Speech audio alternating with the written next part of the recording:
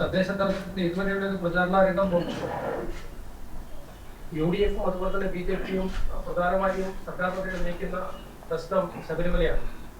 അത് അയ്യപ്പ സംഗമത്തിലെ വിജയത്തിന് ശേഷമുള്ള ഒരു അസ്വസ്ഥതയിൽ അവർ ആരോപിക്കുന്നതാണ് പറഞ്ഞിരുന്നെങ്കിലും SIT വന്നു, അറസ്റ്റ് വന്നു, പാർട്ടി ചുമതലയുള്ളവർ തന്നെ അറസ്റ്റാകുന്ന സാഹചര്യമുണ്ട്. ഇപ്പൊ കൂടുതലായിട്ട് ഈ UDF-ഉം NDA ഒരുപോലെ പറയുന്നത് അതിൽ ഉൾപ്പെട്ട നേതാക്കൾക്കെതിരെ പാർട്ടി നടപടിയില്ല. അതിൽ അപ്പോൾ ഇനിയും ഈ അന്വേഷണത്തിൽ പാർട്ടിക്ക് ബോധ്യം വരാത്തതുകൊണ്ടാണോ നടപടി നീണ്ടുപോകുന്നതിലൊക്കെ വലിയ ആക്ഷേപം ഉയരുന്നത്? ഇക്കാര്യത്തിൽ തുടക്കം മുതൽ ഗവൺമെൻറ് വ്യക്തമാക്കിയൊരു കാര്യമുണ്ട്. ഇതിൽ ഫലപ്രദമായ അന്വേഷണം നടക്കുമെന്നുള്ളതാണ്.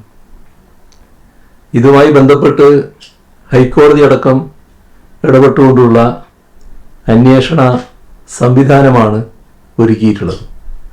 നല്ല കൃത്യതയോടെയുള്ള അന്വേഷണമാണ് നടന്നുകൊണ്ടിരിക്കുന്നത്.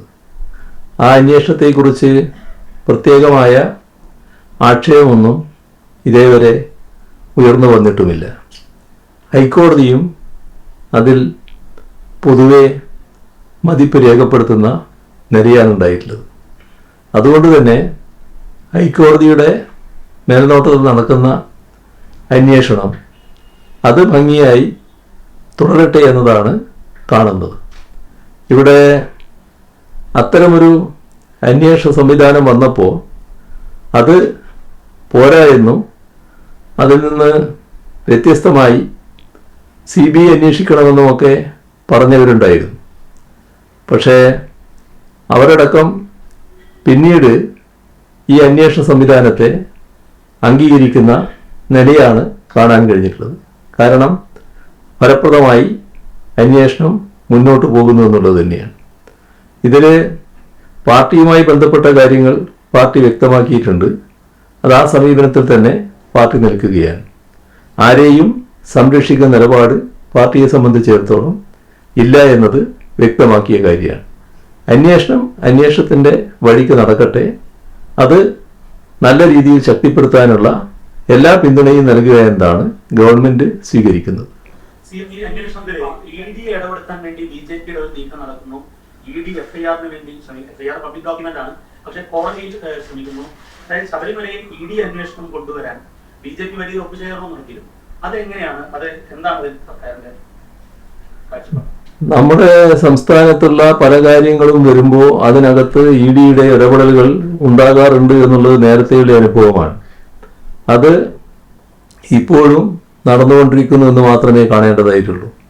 ഇവിടെ അന്വേഷണം കൃത്യമായ രീതിയിൽ നടക്കുമ്പോൾ മറ്റേതെങ്കിലും ഒരു അന്വേഷണ ഏജൻസി അതിൻ്റെ ഭാഗമായി ഇടപെടേണ്ടി വരില്ല സാധാരണഗതിയിൽ. ഇത് ഹൈക്കോടതിയുടെ മേൽനോട്ടത്തിൽ നടക്കുന്ന അന്വേഷണമാണ് എന്നുള്ളത് കൊണ്ട് തന്നെ കുറ്റമറ്റ രീതിയിൽ അന്വേഷണം പൂർത്തിയാക്കാൻ കഴിയുന്നതാണ്. എന്നാൽ മറ്റു ചില ഉദ്ദേശങ്ങളോടെ EDയെ പോലുള്ള ഏജൻസികൾ ഇടപെടാൻ വേണ്ടി ശ്രമിക്കും എന്നത് യാഥാർത്ഥ്യമാണ്. അത് നമ്മൾ നേരത്തെ കണ്ടതുമാണ്. അതാണ് അത് സംബന്ധിച്ച് പറയാനുള്ളത്.